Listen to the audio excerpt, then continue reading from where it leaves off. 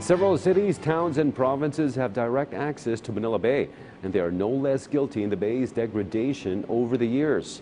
Those non-Metro Manila businesses who persist to violate the wastewater no-nos and still dump their dirty discharge into the bay are now finding out the hard way and paying up, as covered in this report from PTV's Clazel Pardilla. More and more establishments were added to the list of the Department of Environment and Natural Resources said to be violating the agency's environmental standards.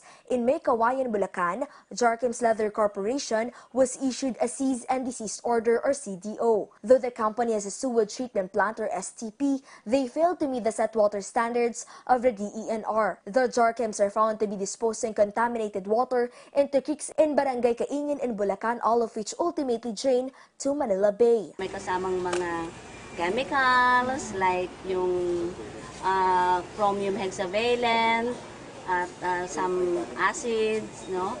At kung hindi matreat ito ng maayos, nakakapinsala ito, no, do sa ating katubigan.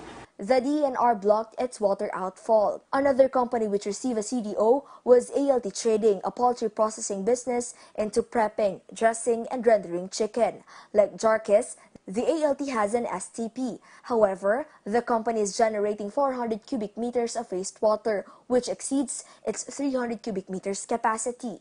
Partially, natitreat yung kanyang wastewater, kaya lang may overflow. Still, if it did not meet the DNR standards, so which means nagko-contribute pa rin siya doon sa pollution. ALT Trading promised to reduce its daily production by 50% of its 50,000 chicken production. Operations of the 700-employee company have been paralyzed since the order was served last January 25. But the DNR sued firm they will not leave the order unless the company is fully compliant. 15 establishments were issued a CDO in May Kawayan and Marilao, Bulacan. 14 piers sealed to block the water passage going to Manila Bay.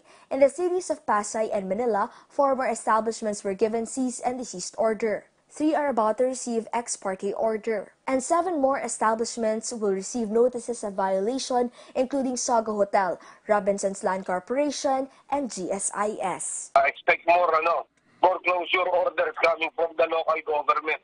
Kasi we cannot afford na madagdagan pa yung pollution level ng ating Manila Bay. Clazel Pardilla for the Nation. Beyond the headlines, it's news with a different perspective. Before the day ends, for events that shape our views and impacts the world around us, we keep you up to speed. With Richmond Cruz and Charms Espina, PTV News Headlines, your comprehensive nightly news source, only here.